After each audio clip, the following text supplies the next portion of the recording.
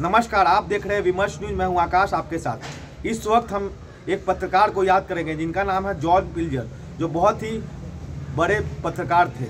उन्होंने 50 फिल्मों के निर्माता भी थे और बहुत बड़े पत्रकार भी थे। वो सत्ता में रहते हुए बड़े बड़े देशों के सत्ता में रहे राजनीतिज्ञ जो थे उनके खिलाफ वो खड़े होते थे और उनके खिलाफ आवाज़ उठाते थे और उनकी दमनकारी नीतियों के खिलाफ भी आवाज़ उठाते थे। और वो मूल रूप से ऑस्ट्रेलिया के निवासी थे और ब्रिटेन में रहते थे। और हमारे साथ अनिश अंकुर जी अखिल भारतीय शांति एवं एकजुटता संगठन के सदस्य हैं और इसके मेन कर्ता जिन्होंने आज ये मीटिंग रखी है उनके याद में, तो उनसे बात करेंगे। तो आप क्या कहना चाहेंगे सर? कि ब्रिटेन में रहने वाले पत्रकार थे जी, उन्होंने लगभग 61 वृत्त चित्रों का निर्माण किया।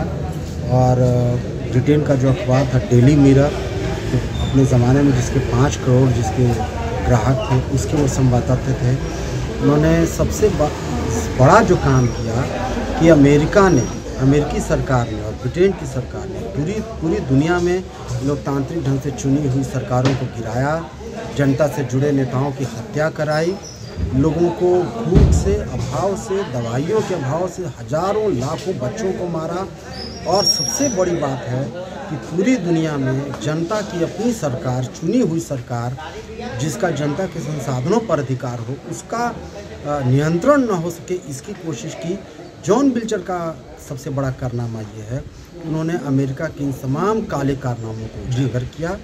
और जन पक्षधर पत्रकार थे, जैसे उन्होंने बताया इराक के बारे में, इराक में पूरे बुश और ब्लेयर की जोड़ी ने पूरी दुनिया के सामने ये झूठ बोला कि सद्दाम हुसैन के पास जनसंहारक हथियार है, लेकिन बाद में पता चला कि वो हथियार नहीं थे। जॉन पिल्जर का कहना है कि यहाँ पत्रकारिता फेल हो गई।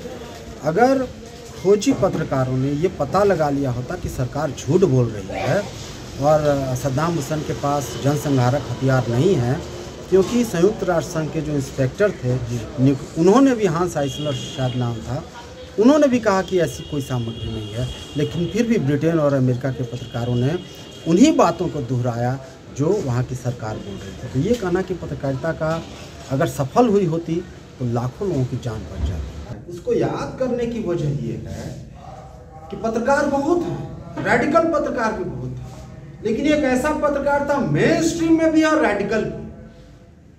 आप रेडिकल रहिए, मान लीजिए जनशक्ति है, पीपुल्स डेमोक्रेसी निकालिए, वो कोना में रहिए, मेन स्ट्रीम में आप नहीं। बाद में पता चला कि इस फिल्म देखने के बाद कि ये दरअसल वियतनाम में जब 75 में क्रांति हुई, मतलब साउथ वियतनाम में टेक ओवर हुआ कम्युनिस्टों का, तो ये खमेर रूज और पॉल पोट उस पर वियतनाम पर हमला करता था।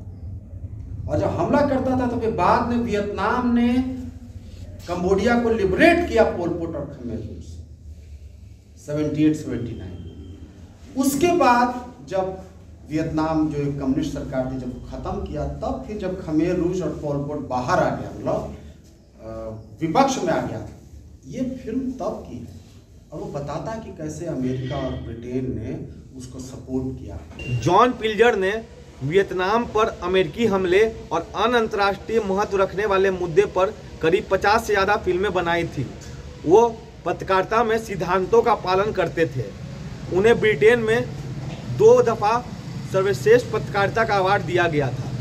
AIPSO संगठन के सदस्य अनिश अंकुर, जिनसे हमारी बात हो रही थी, वो इन तरह के अनछुए पहलू को छूते हुए इस तरह की मीटिंग हमेशा रखते हैं।